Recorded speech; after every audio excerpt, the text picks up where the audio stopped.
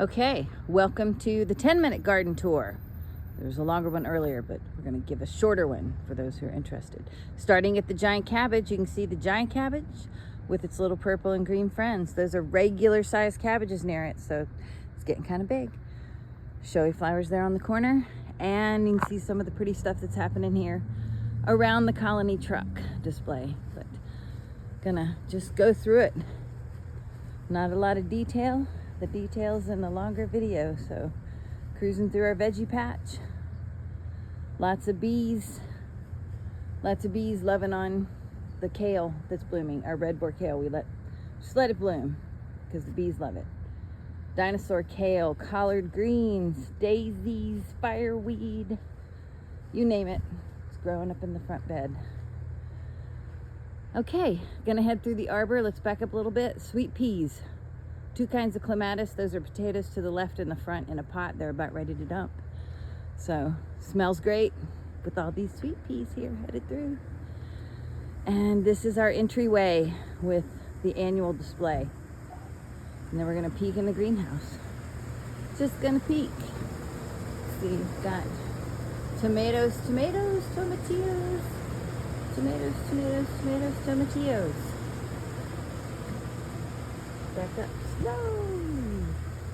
Okay, some crazy annuals that grow there on the front table. This is a red leaf rose. Those are rose hips. It's just so heavy with hips that it's bending over. So walking through the first perennial bed that, as you remember, was a little bit more colorful when we visited here in July for our last trip, probably almost a month ago. I think almost exactly. The things happening now, that's a gentian, crested gentian, beautiful, growing along the ground.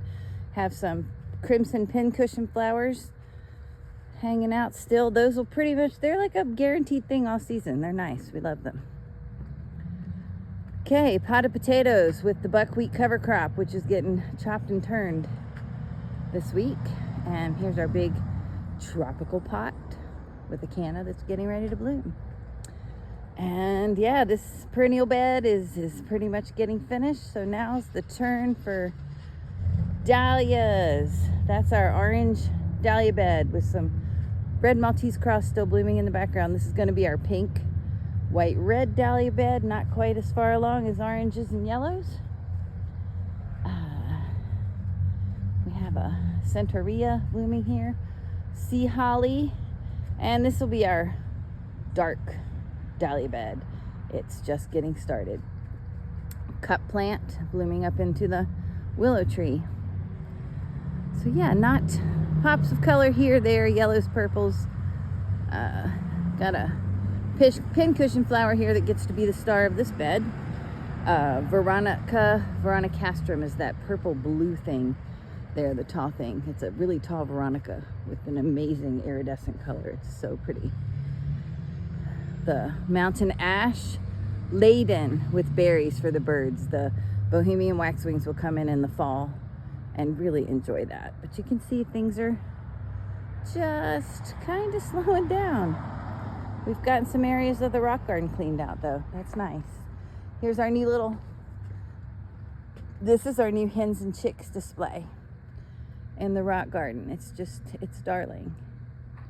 So hopefully they make it the winter.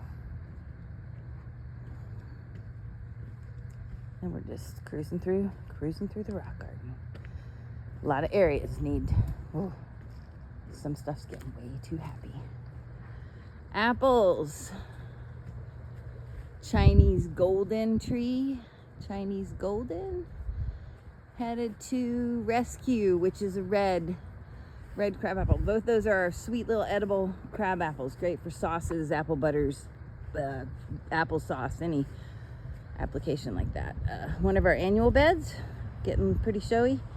And the newest lettuce planting. We planted some lettuce last week.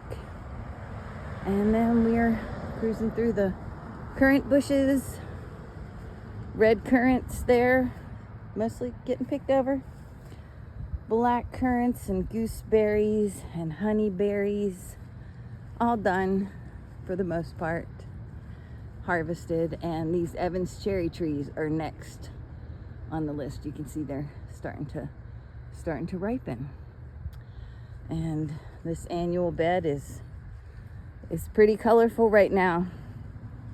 Pretty colorful annual bed. We'll just walk through, and the lovely painted tongues, those are called. I had to stop and notice those. I know we're going fast, but painted tongues and Clarkia right there, along with our flowering cabbages. And look at those flowering cabbages.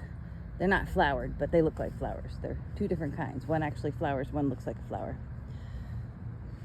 Have our orphan display. This little bed's for catching things that just we didn't have room for elsewhere. It's nice, it's beautiful and showy right now. And this is also orphans. But look, such a beautiful display. I'm glad we have a place to put everything. Everything deserves. And okay, look at the sunflower. We've got sunflowers every height, color. The sunflower display here is doing its thing. Moving through, we have a cosmos patch and white ami and giant mammoth dill, which is pretty much our theme this year. We have a lot of that going on in the garden. And then this is a type of yarrow, a yarrow called Tarmica. The pearl is this one. Looks like a little white pearl. And more perennials and annuals mixed, along with some veggies, and more of our sunflowers and mullins, sunflowers and mullins. Moving into tomatillos and tomatoes. We are laden. Some of these little plants just have more tomatoes than they usually ever get. And then we'll have flowering cabbage and dahlias, giant dill, and sunflowers. We mirror it on the other side with flowering cabbage, dahlias, which are just getting ready to bloom, and then a bunch more of the outdoor tomatoes and tomatillos, which do quite well here. Gonna cruise through the artichoke bed. Artichoke, starting to artichoke up the middle. We should see some in a month, with cabbages, cleomes, mullins, a host of fun things in this bed. It's just crowded and colorful and looking really good this time of year. Looking really good. All right, that's the artichoke bed. Another perennial bed with the grasses, perennials and grasses. Love our grasses, our ornamental grasses. They're just fun. They add a lot of winter interest when you leave them. And this one's really colorful at the end with monkshood and yarrow. So yeah, that's the quick and dirty garden tour. 8 minutes garden tour. Try to see if we can get some mountains in the background since we have a little bit of time left. It's always nice to visit Pioneer Peak there. That farm implement couldn't be in a worse place for viewing Pioneer Peak. Now finish with the begonia garden, which we missed. So hey, let's give that a look. These are begonias.